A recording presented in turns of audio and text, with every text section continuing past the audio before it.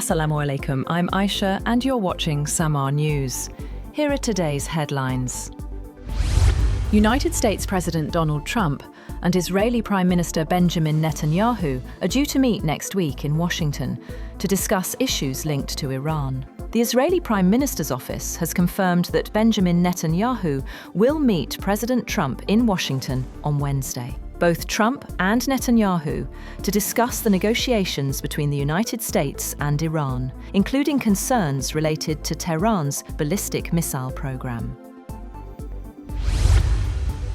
Iran's Foreign Minister Abbas Araghchi says his country will strike US military bases in the Middle East if American forces attack Iran, insisting the warning was directed at US forces and not the countries hosting them. In an interview at the conclusion of the first round of talks between Iran and the United States in Oman, Araghchi said no new date was currently set for the next round of nuclear talks with Washington. However, he said both sides wanted the new round to start soon. The White House is planning the first leaders' meeting of President Donald Trump's so-called Board of Peace on Gaza, tentatively set for February 19th. The meeting, expected to double as a fundraising conference for Gaza's reconstruction, would be held in Washington, a day after Trump meets Israeli Prime Minister Benjamin Netanyahu. Meanwhile, Italy will not join US President Donald Trump's proposed Board of Peace, Italian Foreign Minister Antonio Tajani said on Saturday, citing insurmountable constitutional barriers. The initiative was announced by Trump at the World Economic Forum in Davos in January, with 19 countries signing its founding charter.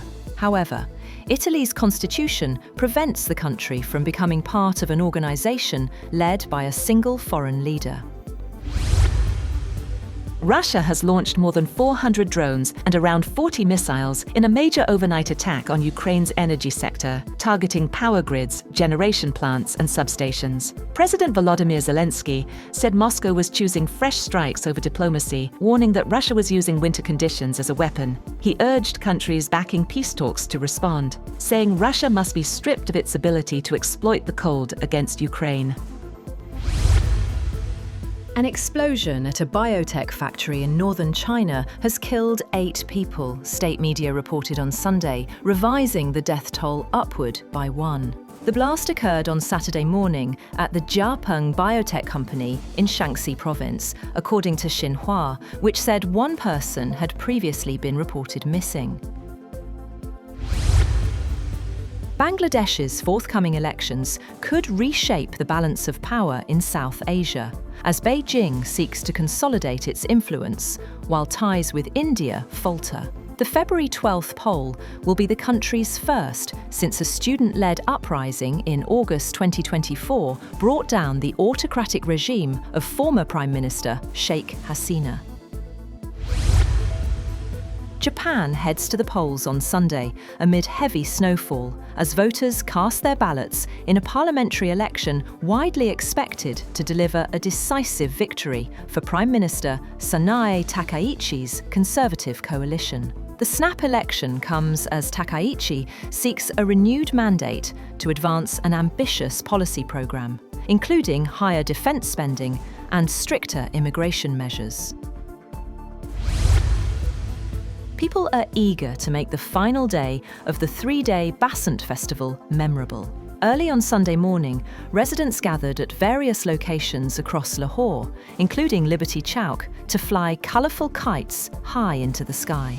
Families planned to mark the traditional festival with loved ones while enjoying a variety of food delicacies. The aroma of barbecued food spread across streets and neighbourhoods, adding to the festive spirit of Basant. And China has put the world's first urban, megawatt-level airborne wind turbine into stable operation, flying at 2,000 meters above the city of Yibin in Sichuan province. The S2000 system generated 385 kilowatt-hours of electricity in a single day, setting an industry record. Developers say stronger winds at high altitude allow the turbine to produce far more power than ground-based systems, effectively turning it into a floating power plant above the city. That's all for now. For more updates, visit www.samaa.tv. Thank you for watching Samaa News.